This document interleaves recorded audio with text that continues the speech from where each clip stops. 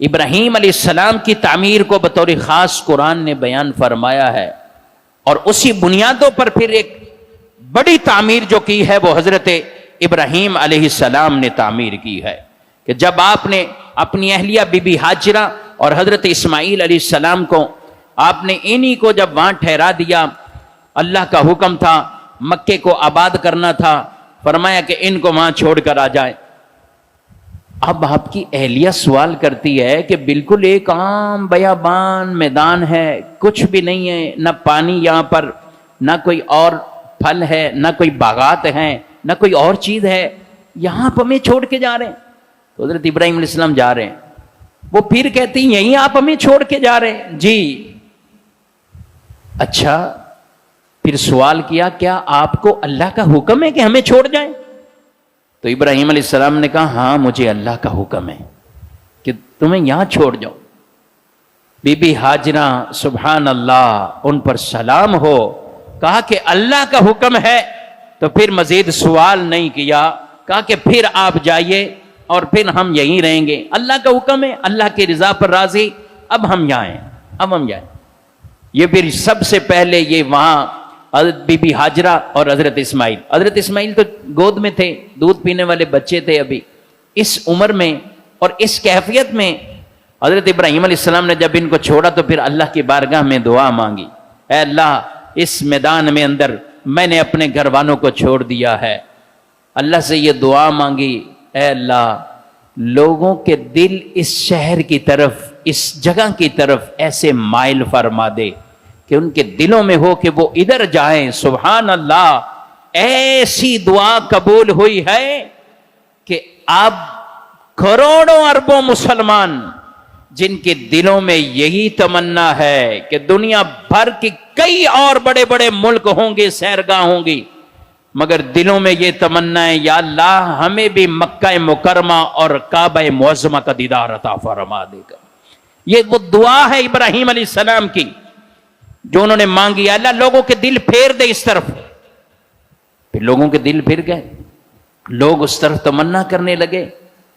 ان کی ایڑی سے آب زمزم کا جو چشمہ ایک نکل آیا، لوگوں نے دیکھا پانی، اور اتنا پانی، قافلے آتے گئے۔ پانی ایک اہم ضرورت ہے، جہاں پانی ہوتی تھی قافلے رک جاتے تھے، پانی کا چشمہ ہے گزارا ہو جائے گا، وہ بھی رکے، اور کچھ آئے وہ رکے، اور کچھ آئے یہ رکے۔ جب ابراہیم علیہ السلام دوبارہ آتے ہیں، اللہ پھر ایک پوری آبادی وہاں پر موجود ہے، اتنے لوگ وہاں موجود ہیں، اور پانی آب زمزم سبحان اللہ وہ چشمہ جاری ہے، لوگ فیض پار رگے گئے۔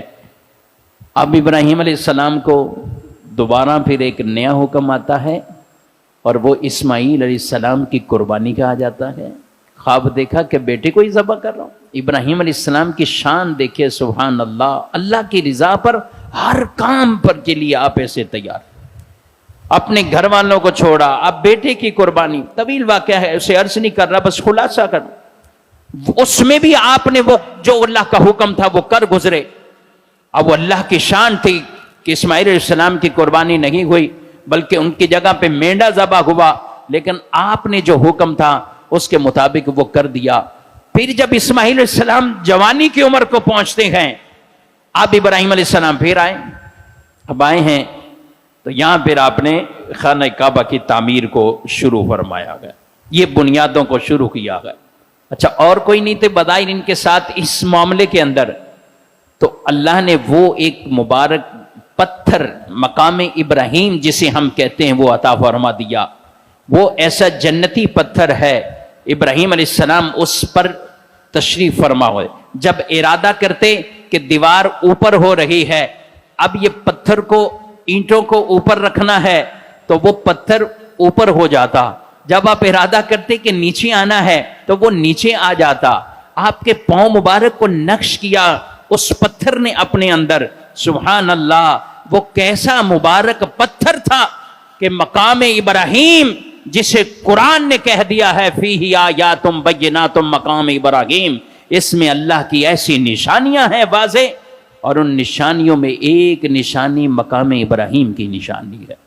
افضل ترین جگہ خانہ کعبہ شریف، مسجد حرام، نماز طواف کرتے نا 2 رکعت نماز پڑھنی، اس کی افضل جگہ مقام ابراہیم ہے۔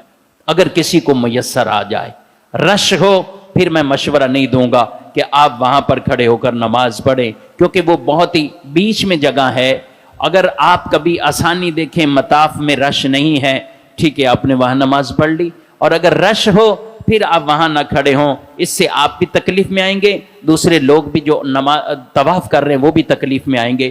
پھر آپ اس کی سیدھ میں پیچھے چلے جائیں اور ان مقام ابراہیم کی اس جتنا بھی قرب میں ہو سکے آپ یہ نماز پڑھیں۔ سبحان اللہ، یہ وہ ایک عظیم ایسی نشانی مقام ابراہیم کی ہے۔ تو یہ حضرت ابراہیم علیہ السلام نے تعمیر کیا۔